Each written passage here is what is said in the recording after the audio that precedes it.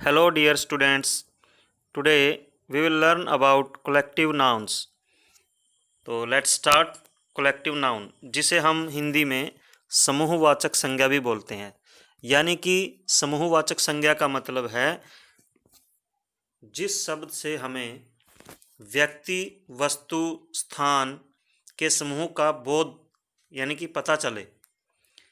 English में पढ़ते हैं, a collective noun is the word use to represent a group of people, animal और things. यानी कि जिस शब्द से हमें पूरे ग्रुप का पता चले। जैसे हम बोल देते हैं कक्षा। कक्षा का मतलब एक स्टूडेंट्स का ग्रुप, विद्यार्थियों का समूह। टीम का मतलब प्लेयर्स का समूह यानी कि प्लेयर्स का ग्रुप। इसी तरह क्राउड का क्या होता है? लोगों की भीड़। यानी कि एक वर्ड से हमें लोग बहुत सारे ग्रुप का यानी कि एक ज्वाइंट वर्ड है जिससे कि हमें ये पता चले कि वो एक से अधिक संख्या में उस तरह के लोग हैं या उस तरह की वस्तुएं हैं, उस तरह के जानवर हैं, तो उसे हम बोलेंगे कलेक्टिव नाउन। तो देखिए, पढ़ते हैं आगे। यूज्ड फॉर मैन यानी कि इंसानों के लिए। अब इंसानों के लिए जैसे ए बैंड ऑफ म्यूजिशियंस, मतलब संगीतकारों का बैंड जिसमें बहुत सारे संगीतकार हो, म्यूजिक वाले हों।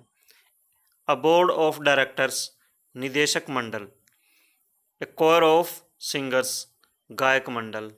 इसी तरह ए क्लास ऑफ स्टूडेंट्स, जब स्टूडेंट्स हैं तो उसके साथ क्लास है, तो छात्रों का एक वर्ग।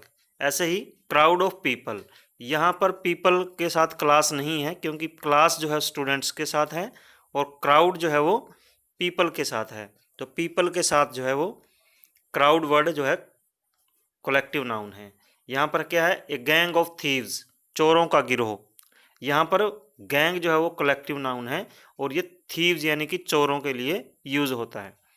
इसी तरह पैनल ऑफ एक्सपर्ट्स, विशेषज्ञों का एक पैनल, जो एक किसी चीज़ के एक्सपर्ट होते हैं उनका एक ग्रुप होता है जिसको हम पैनल बोलते हैं। टीम ऑफ प्लेयर्स, खिलाड़ियों की टीम, यानी कि टीम जो है यहाँ पर कलेक्टिव नाउन है। इसी तरह ए ट्रूप ऑफ डांसर्स, नर्तकियों का समूह।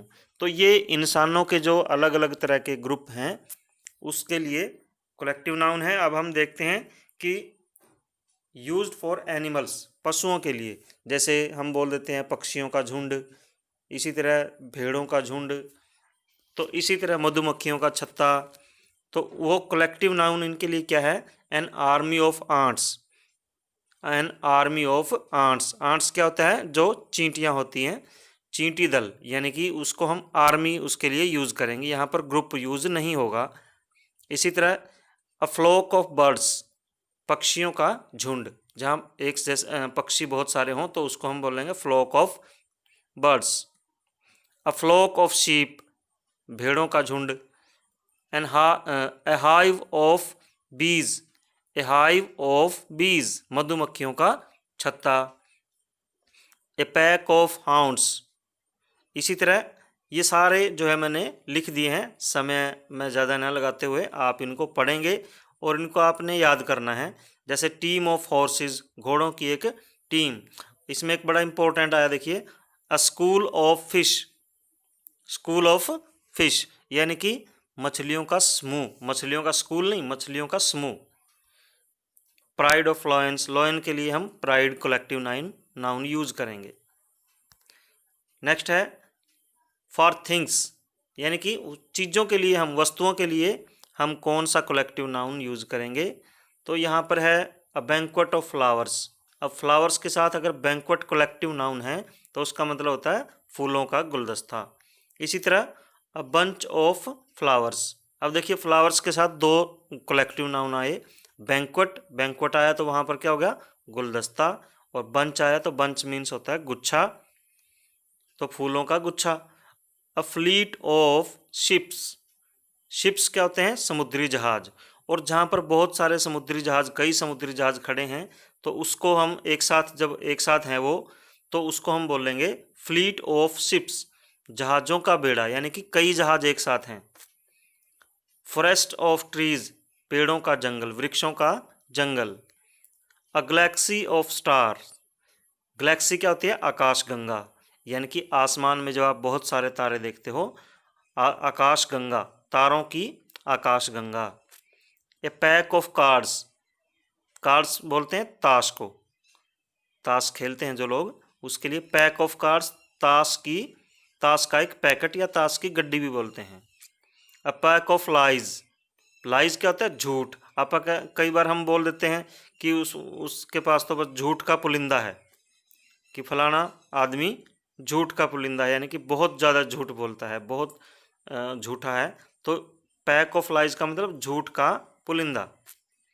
या पेयर ऑफ शूज, जूतों की एक जोड़ी, जूतों की जोड़ी को हम बोलेंगे, जोड़े को बोलते हैं पेयर।